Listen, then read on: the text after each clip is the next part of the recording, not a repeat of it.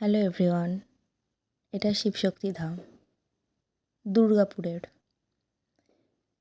Actually এটা গোপাল মঠ, দুর্গাপুর গোপাল মঠে শিবশক্তি ধাম। আমরাই রিসেন্টলি ভিজিট করেছিলাম এখানে। খুব সুন্দর, দেখুন আপনারা নিজেই। এখানে একটা পুকুর আছে, এত সুন্দর মাছ দেখুন, খুব সুন্দর।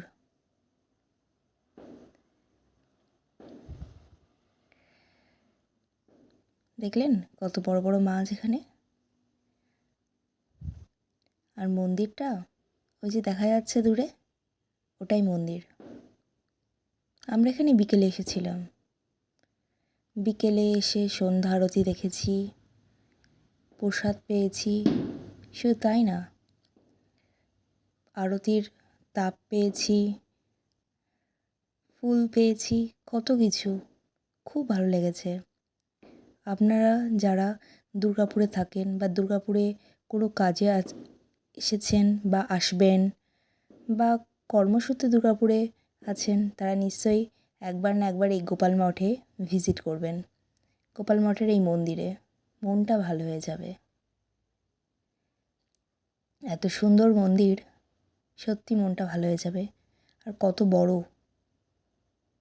মন্দির এটা, নিজের চোখে দেখে যাবেন, এত সুন্দর। হ্যাঁ, বাইরে জুতো খুলতে হয়।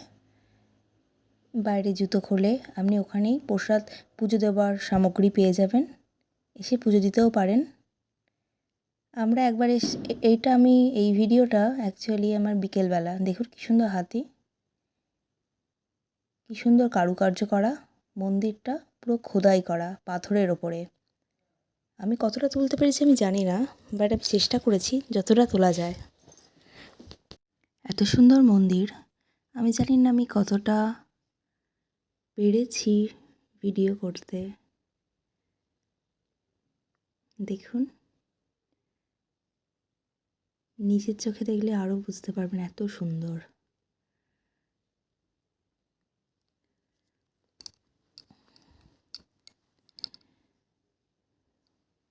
এবার টাইমিং বলতে গেলে আপনাদের টাইমিং ওয়াইজ আপনারা একবার গুগল চেক করে নেবেন। কারণ আমি যেটুকু জানি, শীতকালে একটু তাড়াতাড়ি খোলে 5টার দিকে, গরমকালে একটু লেট হয়। একবার টাইমিংটা গুগল থেকে চেক করে নিয়ে আসবেন, না হলে বাইরে দাঁড়িয়ে থাকতে হবে। দেখুন কি সুন্দর শিবশক্তি। দেখুন সন্ধে হয়ে গেছে। এই ভিডিওটা আমি ঠিক করেছিলাম আরতির পর। আরতির ভিডিও কোথায়? আসলে আমি তখন ভাবিনি ভিডিও করার কথা।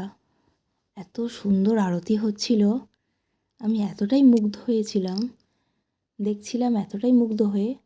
সঙ্গে ডুগডুগির আওয়াজ, এত সুন্দর, এত মনোরম পরিবেশ, মন থেকে একটা আলাদা ফিলিংস আসে। দেখুন দুটো হাতি আছে, দেখেছেন? খুব সুন্দর না? খুব সুন্দর। সবাই যে আসে, সবাই তো এখানে অনেকে রিলও করছে দেখলাম। আমি যতটা পেরেছি ভিডিওতে ক্যাপচার করেছি। এত সুন্দর লাগে না রাত্রিবেলা। আমি একবার এসেছিলাম নববর্ষের সময়, দিনের বেলা। এখানকার পুরোহিতেরা খুব সুন্দরভাবে পুজো দেয়, মন্ত্র পড়িয়ে পুজো দিয়ে দেয়। শিবের মাথায় জল ঢেলেছিলাম। দেখুন এখানে যে লাইনটা দেখছেন, এটা প্রসাদ পাওয়ার। আমরাও এখানে প্রসাদ পেয়েছি। প্রসাদ, তারপরে হচ্ছে আরতি করার তাপ, ফুল, প্রত্যেকে প্রসাদ হিসাবে ছিল, যেটুকু আমি খেয়ে বুঝেছি, কড়া পাকের সুজি। আর এখানেই হাত ধোয়ার ব্যবস্থা আছে, জলের ব্যবস্থা আছে, সব কিছু। খুব ভালো লাগবে।